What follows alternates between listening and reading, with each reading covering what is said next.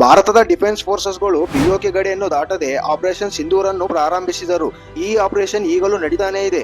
ಇದು ಭಾರತದ ಗಡಿಯೊಳಗೆ ಇದು ಹೇಗೆ ಕಂಟಿನ್ಯೂ ಆಗ್ತಾ ಇದೆ ಅನ್ನೋದನ್ನ ಹೇಳ್ತಾ ಹೋಗ್ತೀನಿ. ಈ ವಿಡಿಯೋನ ಕೊನೆ ತನಕ ನೋಡ್ತಾ ಇರಿ. ಈ ಭಯಾನಕ ದಾಳಿಯ ಕ್ರೆಡಿಟ್ ಭಾರತದ ಡಿಫೆನ್ಸ್ ಫೋರ್ಸಸ್ ಗಳ ಜೊತೆಗೆ ಈ ಎರಡು ಅಡ್ವಾನ್ಸ್ ಮಿಸೈಲ್ ಗಳಿಗೂ ಹೋಗುತ್ತದೆ. ಅವುಗಳನ್ನು ರಫೇಲ್ ಫೈಟರ್ ಜೆಟ್ ಇಂದ ಲಾಂಚ್ ಮಾಡಲಾಯಿತು.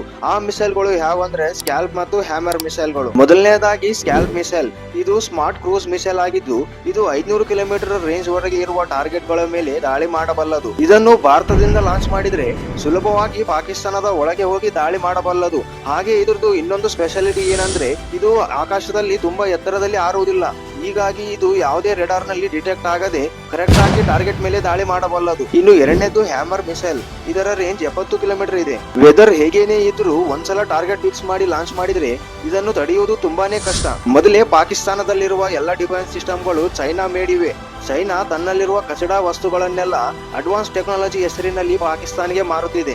ಹಾಗೆಯೇ ಭಾರತ ಯಾವುದೇ ವಾರನ್ನು ಡಿಕ್ಲೇರ್ ಮಾಡದೆ ಭಾರತದ ಗಡಿಯನ್ನು ದಾಟದೆ ಪಾಕಿಸ್ತಾನದ ಲಾಹೋರ್ ಮತ್ತು ಇಸ್ಲಾಮಾಬಾದ್ ವರೆಗೆ ತನ್ನ ಮಿಸೈಲ್ ಅನ್ನು ಕಳಿಸುತ್ತಿದೆ.